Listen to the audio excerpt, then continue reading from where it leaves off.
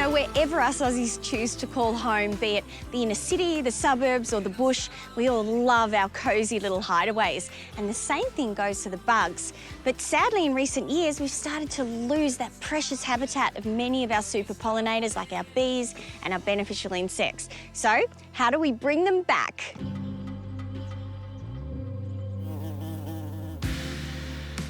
One of the best ways to do it is to build a bug hotel. So I'm going to use the city skyline as the inspiration for this design. And I'm going to have little apartments for our bug tenants. So just like building any house, we're going to start with the frame. Now, I'm just going to measure out our walls, our floors and our roofs, and then we'll get stuck into some cutting. And don't forget, because you're dealing with living creatures, use an untreated timber. So to get the pitch of the roof, I'm using a miter box just to help me get that perfect 45-degree angle. Now that we've got those pieces cut, let's get our apartments together. So here's a great little tip for you if you're not used to doing a lot of nailing. You can actually use the nail as the drill bit, and that way you can pre-drill some pilot holes that help to guide the nail and make the whole job a lot easier.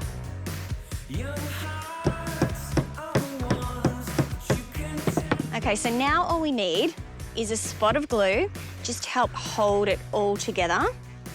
If it oozes out when you're putting it together, don't worry, just wipe some of that excess off with a moist cloth.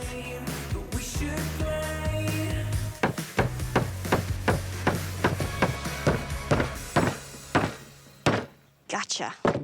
Okay, so now you can see that our little house is coming together.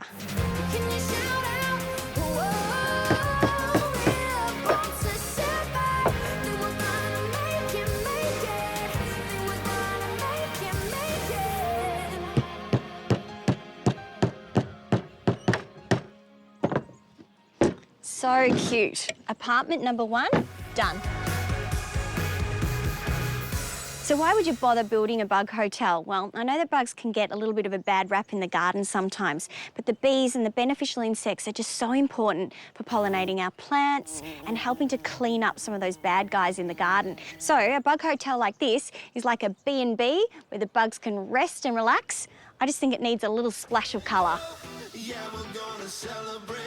Not loud enough. We'll pump it till the roof shakes. Turn it up. Bees in particular are attracted to colours like purple and violet and blue. So these houses will be a real beacon for these insects to call home.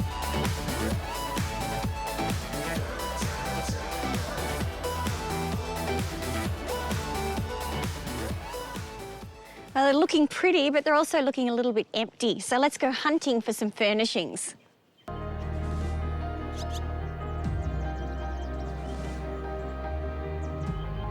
So the beauty of a bug hotel is that you can collect most of the ingredients that you need straight from the garden. So the idea is to look for natural materials, you know, that you can bundle together to provide lots of nooks and crannies and hidey holes for all those gorgeous little creatures.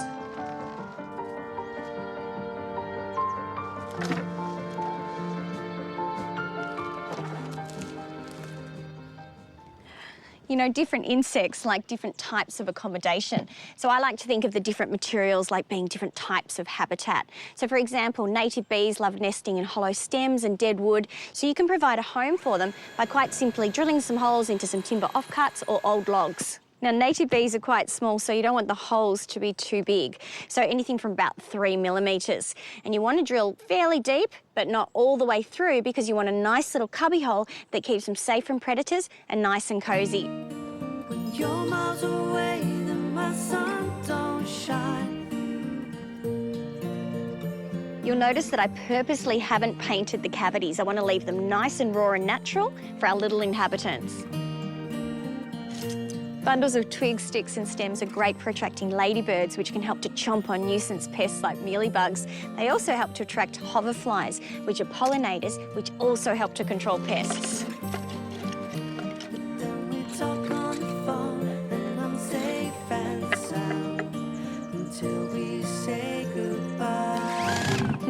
And who could resist adding a few designer touches? So I've got my hands on this gorgeous copper pipe and it will make the perfect chimney.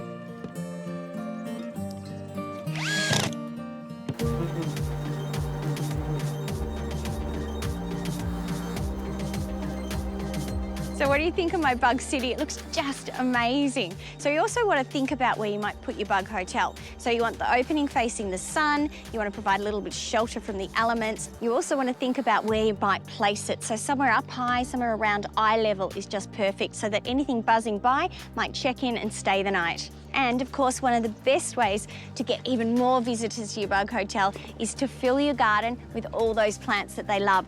So things like salvias, echinaceas and buddleias. So remember, it's worth making friends with the humble bugs in your garden. So I promise you, they'll be invaluable tenants.